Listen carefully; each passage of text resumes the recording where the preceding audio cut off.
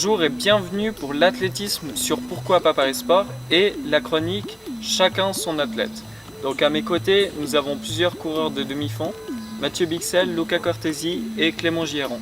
Donc on va commencer par Mathieu. Donc Mathieu, quel est ton athlète préféré? Alors moi pour mon athlète préféré j'ai choisi Jacob Ingebrigtsen parce que c'est un peu un athlète que j'admire quoi. Il a seulement 17 ans donc mon âge et puis il a des records stratosphériques sur 400 mètres 51 secondes, 800 mètres 1,49, 1500 mètres 3,36 ce qui est vraiment exceptionnel. Sur le mile 3,52 et puis après 3000 mètres steeple 8,26. Donc c'est un athlète vraiment fort pour son âge et puis il s'entraîne depuis qu'il est tout jeune. Et puis c'est donc un athlète norvégien qui habite à Sandnes. Voilà. Il fait partie, son club c'est la Team Ingebrigtsen, donc ses deux frères Philippe et Henrik. Et puis son entraîneur c'est leur père Gert Ingebrigtsen. Et à noter aussi que son record sur le mile est aussi enregistré comme un record du monde junior. Oui, exactement. Puis donc il est champion d'Europe de cross 2016, champion d'Europe junior du 5000 mètres et du 3000 mètres steeple, champion d'Europe de cross 2017. Et puis à noter qu'en 2016 il était en U pour les championnats junior de cross U20 alors qu'il était encore U18. Et puis cette saison du coup il a fait des très bons temps comme je l'ai dit sur 1500 mètres. Il a fait 3,39 en Amérique, 3,36 où c'est son record à la Diamond League d'Oslo et puis 3,37 à Stockholm en Suède. Après sur le mile il a fait son record 3,52,28 à Eugène en Amérique au meeting Prefontaine Classic et puis voilà, c'est à peu près ses meilleurs temps de la saison. Lorsqu'il a fait 3,39 en Amérique, il a notamment battu aussi Matt Paul Centrowitz et puis Paul Chelimo. Donc vice-champion olympique pour Chelimo et champion olympique pour Centrowitz. Oui, exactement. Donc il devient l'athlète phare, l'espoir phare pour l'athlétisme mondial. Pour les années à venir, c'est sûr, oui. Donc Luca, quel est ton athlète? Alors je vais vous parler d'Adam Schott, le coureur de 800 mètres polonais. Donc c'est un athlète confirmé qui participe à de nombreuses Diamond League depuis un certain nombre d'années.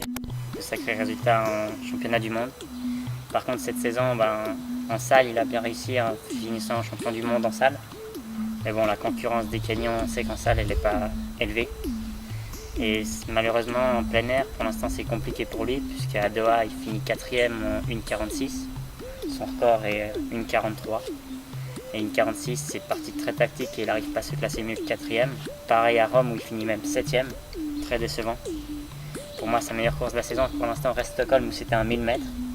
Il se classe 4ème d'une course où c'était rapide et puis il a su tenir le bon rythme.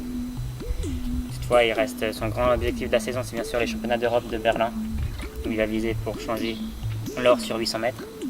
Toutefois, il faut se faire attention car à Rome, il était seulement le 3e européen. Ça risque d'être compliqué pour lui, mais il a les ressources nécessaires pour s'imposer.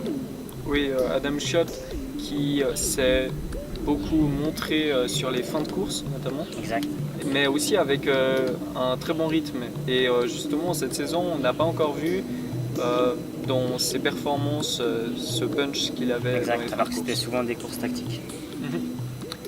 Champion du monde en 2015. Oui. Et cette année à Birmingham en salle. pour Clément, alors Clément, Alors moi j'ai choisi un athlète suisse qui est aussi assez jeune, qui a 22 ans je crois. Et il a longtemps été considéré comme un athlète qui ratait un peu ses grands championnats, qui ratait ses grands championnats et qui n'arrivait pas aussi à se qualifier. Il avait raté Rio en 2016. Il avait aussi raté les minima pour Londres en 2017. Mais qui est-ce? Julia Vanders. Ah. Et donc un athlète qui était un peu décevant sur les grands championnats. Et là en 2018 il a vraiment été très impressionnant à Valence sur les championnats du monde de semi-marathon où il s'est classé 8e et donc meilleur européen. Il a été battu par seulement un Kenyan, donc il a battu tout le reste de l'équipe kenyane, ils étaient 7 je crois. Et donc vraiment très impressionnant, et il avait réussi aussi des temps sur route très impressionnants, 28,02 sur 10 km, donc 1h09 sur semi-marathon.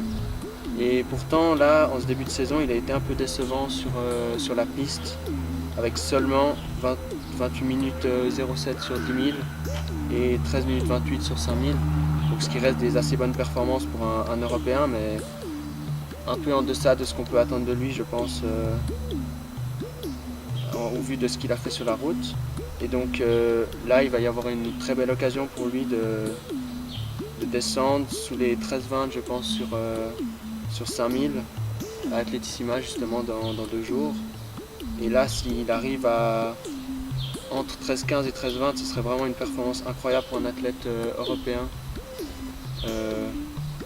de cet âge. Ce serait vraiment très bon augure pour Berlin, qui sont ses premiers championnats internationaux élite sur la piste, et où il affirme lui-même vouloir... il vise des médailles, voire des titres, donc ce serait vraiment de très bon augure et une bonne source de confiance, je pense, pour lui. Oui, Julien Wonders qui avait souvent eu des grands objectifs. Il s'était souvent fixé des objectifs très hauts en renonçant les années précédentes aux championnats d'Europe junior notamment. Et un athlète qui évolue bien cette année et qui se positionne niveau européen très bien, vu que un des favoris pour les Européens c'est Henrik Ingebrigtsen, le frère de Jakob, et qui a enregistré des temps sur 5000 mètres dans les 13-10 à peu près. Donc Julien Wonders à voir comment il évolue et à voir comment son potentiel peut être exploité cette saison. Alors j'ai choisi personnellement pour mon athlète préféré. Alors Usain Bolt, il a pris sa retraite, c'était mon athlète préféré. Et Van Niekerk est en rééducation, alors j'ai dû prendre Mo Farah, qui est un athlète que j'apprécie beaucoup. Farah qui a dû faire la transition piste-marathon en vue de sa saison 2018 avec comme gros objectif le marathon de Londres. Donc il a commencé sa saison le 4 mars en préparation du marathon de Londres, et comme dernière course avant le marathon de Londres, il a gagné le Big Half Marathon de Londres en 1:01:40 en finissant au sprint devant Daniel Van Gierou, qui avait gagné le marathon de Londres l'année précédente, donc en 2017. Après, lors de l'événement du marathon de Londres du 22 avril, il a fini donc 3e avec un record national, donc le record national d'Angleterre en 2h 6 minutes 21 secondes, derrière les cadors qui étaient Kipchoge notamment. Il a poursuivi un mois plus tard. Il s'est représenté au Great Manchester Run, à la Great Manchester Run, où il a gagné à nouveau au sprint en 28-27 dans cet événement. Donc c'était plutôt une course tactique et pas trop une course au record personnel.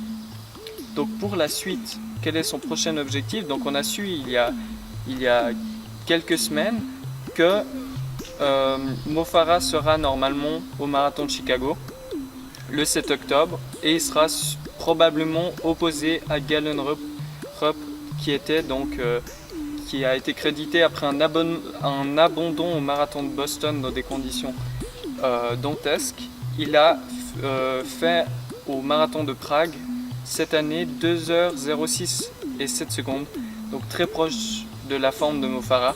Donc on devrait assister normalement à un très beau duel lors du marathon de Chicago. Merci beaucoup d'avoir regardé cette vidéo athlétisme sur Pourquoi pas Paris Sport avec chacun son athlète. Et n'hésitez pas à consulter nos réseaux sociaux Instagram, Facebook et YouTube. N'hésitez pas aussi à donner votre avis pour nous permettre de nous améliorer. À bientôt.